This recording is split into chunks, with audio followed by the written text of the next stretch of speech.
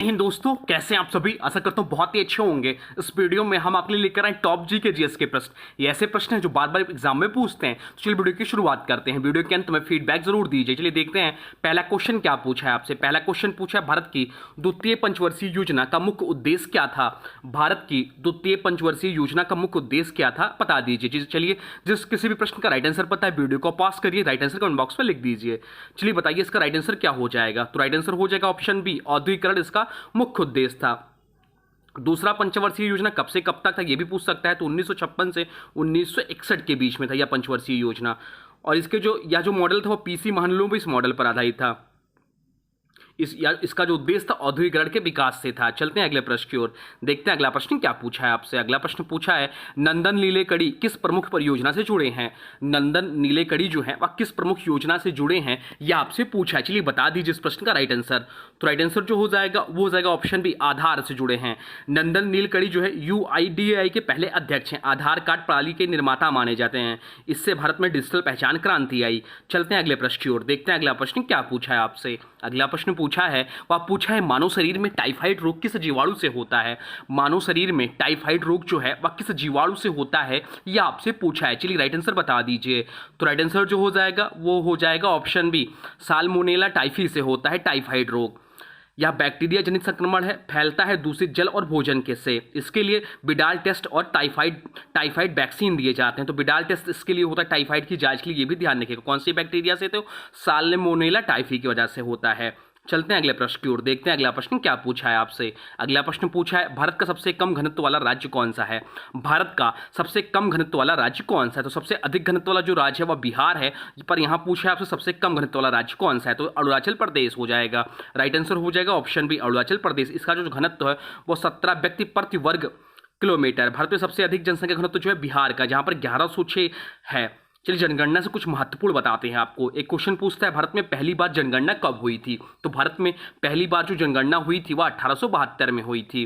किसके शासनकाल में, यह भी ध्यान रखिए किसके समय में, तो लॉर्ड मेयो के काल में। इसके बाद पूछता है आपसे, भारत में पहली नियमित जनगणना कब कराई गई थी। तो भारत में पहली नियमित जनगणना जो कराई गई थी 1821 में। किसके समय में, तो लॉर्ड रिपन के समय में। एक आपसे क्वेश्चन पूछता है, जनगणना भारत में कितने वर्षों में एक बार होती है। तो जनगणना हर 10 वर्षों में होती है। या पॉइंट ध्यान रखिएगा। फिर पूछता है आपसे, जनगणना का कार्य कौन कराता है। तो जनगणना का जो कार्य होता है भारत सरकार के गृह मंत्रालय के अधीन रजिस्ट्रार जनरल एंड और इसके कमिश्नर कराते हैं आपके सेंसक्स के। फिर एक क्वेश्चन पूछता है, जनगणना 2011 भारत की कौन सी जनगणना थी। जनगणना 2011 जो है भारत की 15वीं जनगणना थी। या अब चलते हैं अगले प्रश्न की ओर, देखते हैं अगला प्रश्न क्या पूछा है आपसे। अगला प्रश्न जो पूछा है वह पूछा, कर्क रेखा भारत के किस राज्य से होकर नहीं गुजरती है। कर्क रेखा जो है भारत के किस राज्य से होकर नहीं गुजरती, आपसे पूछा है। तो कर्क रेखा गुजरात से भी गुजरती है, झारखंड से भी गुजरती है, त्रिपुरा से भी गुजरती है, परंतु उत्तर प्रदेश से नहीं गुजरती। तो इस प्रश्न का राइट आंसर हो जाएगा ऑप्शन डी, उत्तर प्रदेश से नहीं गुजरती। कर्क रेखा जिसे बोलते हैं टॉपिक ऑफ कैंसर, भारत को लगभग बीच से काटती है और 8 राज्यों से होकर गुजरती है। ये राज्य हैं गुजरात, राजस्थान, मध्य प्रदेश, छत्तीसगढ़, झारखंड, पश्चिम बंगाल, त्रिपुरा और मिजोरम। चलते हैं अगले प्रश्न की ओर, देखते हैं अगला प्रश्न क्या पूछा है आपसे। अगला प्रश्न पूछा है, एवरेस्ट को तिब्बत में किस नाम से जाना जाता है। एवरेस्ट को तिब्बत में किस नाम से जाना जाता है, ये आपसे पूछा है। तो राइट आंसर जो हो जाएगा वो हो जाएगा ऑप्शन बी, चोमोलुंगमा नाम से जाना जाता है। एवरेस्ट को तिब्बत में चोंगमोलिंगमा नाम से जाना जाता है। नेपाल में किस नाम से जाना जाता है। तो नेपाल में सागर माथा नाम से जाना जाता है। किस नाम से जाना जाता है, तो सागर माथा नाम से जाना जाता है नेपाल में से। और इसकी ऊंचाई जो 8,849 मीटर है। पहली बार जो इस पर चढ़ाई की तो 1953 में एडमंड हिलेरी व तेनसिंह नार्वे ने की थी। चलिए एवरेस्ट से संबंधित कुछ महत्वपूर्ण बताते हैं। एवरेस्ट पर्वत किस पर्वत श्रृंखला में स्थित है, तो हिमालय पर्वत श्रृंखला में स्थित है। एवरेस्ट कहाँ स्थित है, तो नेपाल और चीन के तिब्बत की सीमा पर स्थित है। एवरेस्ट पर सबसे पहले चढ़ने वाले व्यक्ति कौन थे, तो एडमंड हिलेरी जो कि न्यूजीलैंड से थे, और तेनसिंह नॉर्गे जो कि नेपाल से थे। 29 मई 1953 को चढ़े थे। एवरेस्ट पर चढ़ने वाली पहली भारतीय महिला कौन थी, तो बछेंद्री पाल थी। उन्होंने 1984 पर चढ़ा। एवरेस्ट का नाम एवरेस्ट किसके सम्मान में रखा गया, तो सर जॉर्ज एवरेस्ट जो ब्रिटिश सर्वेयर जनरल थे इनके सम्मान में रखा गया। चलते हैं अगले प्रश्न की ओर, देखते हैं अगला प्रश्न क्या पूछा है आपसे। अगला प्रश्न पूछा है, जालियांवाला बाग हत्याकांड किस गवर्नर जनरल के शासनकाल में हुआ था।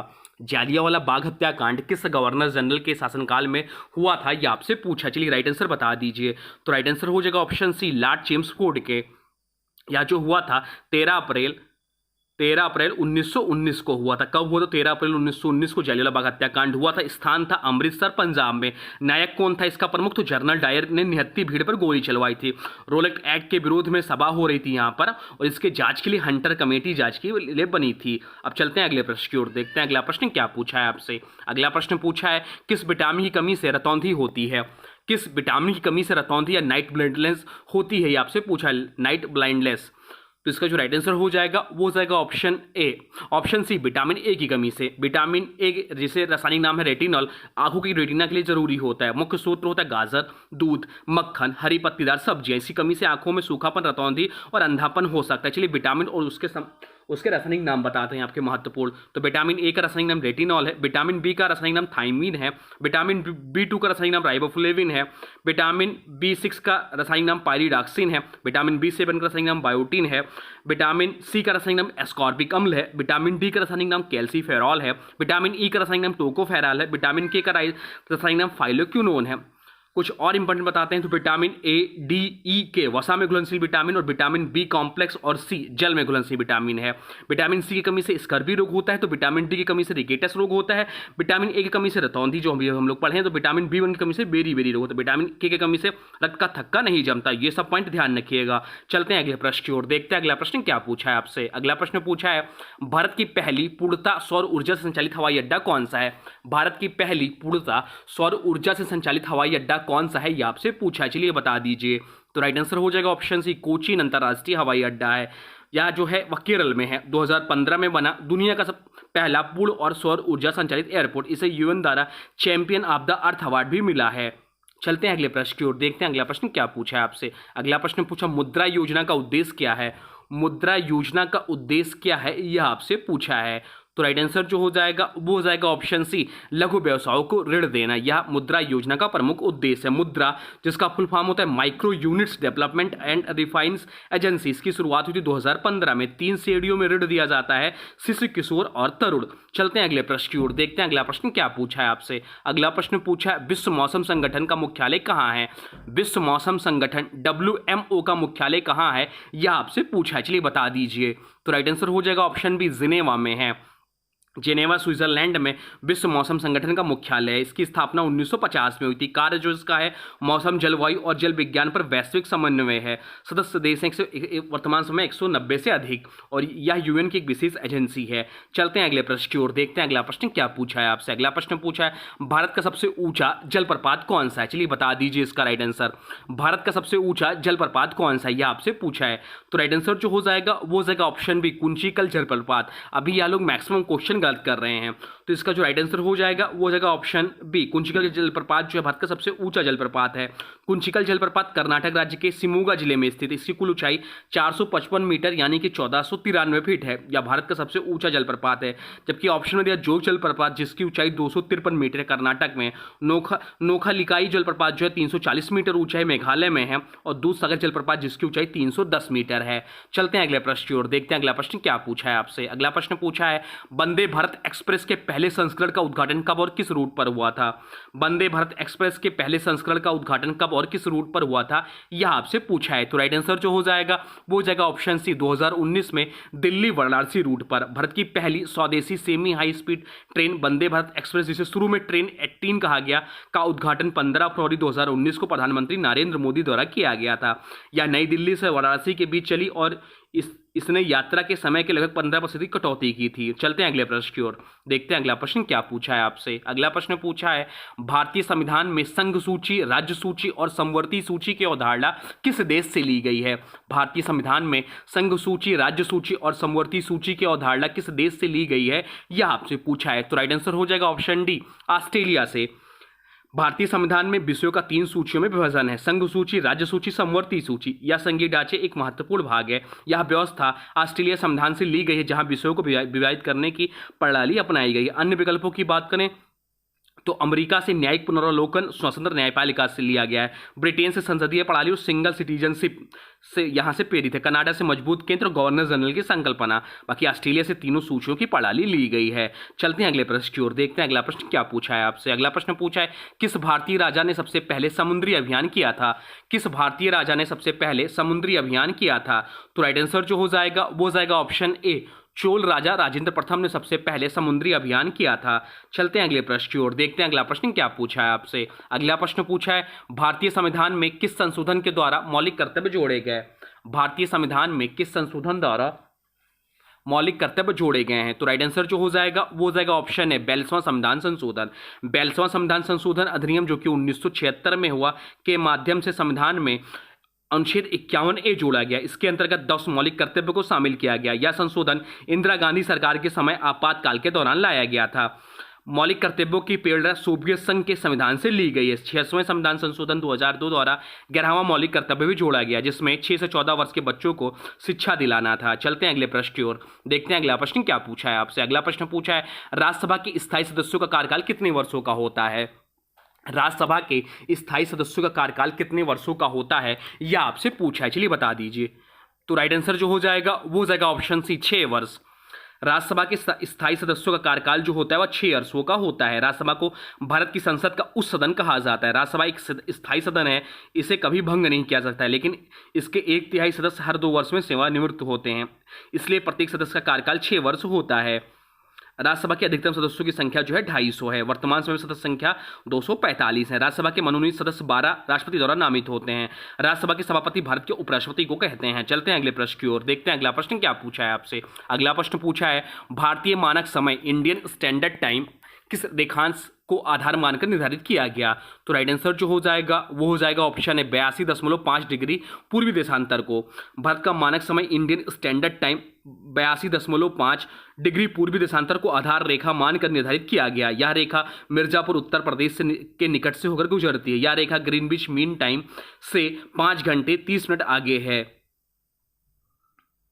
चलते हैं अगले प्रश्न की ओर, देखते हैं अगला प्रश्न क्या पूछा है आपसे। अगला प्रश्न पूछा है काकोरी कांड में किस क्रांतिकारी को फांसी दी गई थी? काकोरी कांड में किस क्रांतिकारी को फांसी दी गई थी, यह आपसे पूछा है। तो राइट आंसर जो हो जाएगा वो हो जाएगा ऑप्शन बी राम प्रसाद बिस्मिल को। काकोरी कांड जो हुआ था वह 9 अगस्त 1925 को हुआ था। डेट ध्यान रखिएगा काकोरी कांड के लिए। काकोरी स्टेशन उत्तर प्रदेश पर ट्रेन से सरकारी खजाना लूटा गया था। प्रमुख क्रांतिकारी जो इसमें थे राम प्रसाद बिस्मिल, अशफाक उल्ला खान, राजेंद्र लाहिड़ी। 1927 में तीनों को फांसी दे दी गई थी। चलते हैं अगले प्रश्न की ओर। अगला प्रश्न पूछा है भारत में श्वेत क्रांति के जनक कौन थे? भारत में श्वेत क्रांति के जनक कौन थे, यह आपसे पूछा है। चलिए राइट आंसर बता दीजिए। तो राइट आंसर हो जाएगा ऑप्शन बी वर्गीज कुरियन। श्वेत क्रांति भारत में दुग्ध उत्पादन में आत्मनिर्भरता लाने के लिए ऐतिहासिक योजना थी। इसके जनक डॉक्टर वर्गीज कुरियन को कहा जाता है, जिन्हें मिल्क मैन ऑफ इंडिया की उपाधि भी मिला है। उन्होंने अमूल ब्रांड की स्थापना में महत्वपूर्ण भूमिका निभाई और राष्ट्रीय डेयरी विकास बोर्ड की स्थापना की। बात करें MS स्वामीनाथन की तो हरित क्रांति के जनक कहलाते हैं। श्वेत क्रांति वर्गीज कुरियन है। तो नीली क्रांति जो है मत्स्य उत्पादन से संबंधित है। गोल्डन क्रांति की बात करें तो फल और शहद के उत्पादन से संबंधित है। चलते हैं अगले प्रश्न की ओर, देखते हैं अगला प्रश्न क्या पूछा है आपसे। अगला प्रश्न पूछा किस सूफी संत को भारतीय समाज का लोक शिक्षक कहा जाता है? किस सूफी संत को भारतीय समाज का लोक शिक्षक कहा जाता है, यह आपसे पूछा है। तो राइट आंसर जो हो जाएगा वो हो जाएगा ऑप्शन बी ख्वाजा मोइनुद्दीन चिश्ती को। ख्वाजा मोइनुद्दीन चिश्ती को भारतीय समाज का लोक शिक्षक कहा जाता है, क्योंकि उन्होंने धर्म, जाति और वर्ग से ऊपर उठकर सर्वधर्म समभाव, प्यार, सेवा और सादगी का संदेश दिया है। वह चिश्ती सिलसिला के प्रमुख सूफी संत है और उनकी दरगाह अजमेर राजस्थान में स्थित है, जो आज भी आस्था का बड़ा केंद्र है। चलते हैं अगले प्रश्न की ओर, देखते हैं अगला प्रश्न क्या पूछा है आपसे। अगला प्रश्न पूछा है प्रसिद्ध कृष्णदेव राय किस वंश से संबंधित थे? प्रसिद्ध कृष्णदेव राय जो है वह किस वंश से संबंधित थे, यह आपसे पूछा है। तो राइट आंसर हो जाएगा ऑप्शन सी विजयनगर से। कृष्णदेव राय विजयनगर साम्राज्य के तुलुप वंश के सबसे प्रसिद्ध और शक्तिशाली शासक थे। उनका शासनकाल 1509 से 1529 तक रहा। 1509 से 1529 तक रहा इनका शासनकाल। वह धर्म, साहित्य, कला और सैन्य विजय के लिए प्रसिद्ध थे। उन्हें अद्रभोज, कविराज मार्ग का संरक्षक और तेलुगु साहित्य का स्वर्णकाल कहा जाता है। चलते हैं अगले प्रश्न की ओर, देखते हैं अगला प्रश्न क्या पूछा है आपसे। अगला प्रश्न पूछा है गुप्त काल को क्यों भारत का स्वर्णयुग कहा जाता है? गुप्त काल को क्यों भारत का स्वर्णयुग कहा जाता है, यह आपसे पूछा है। चलिए राइट आंसर बता दीजिए।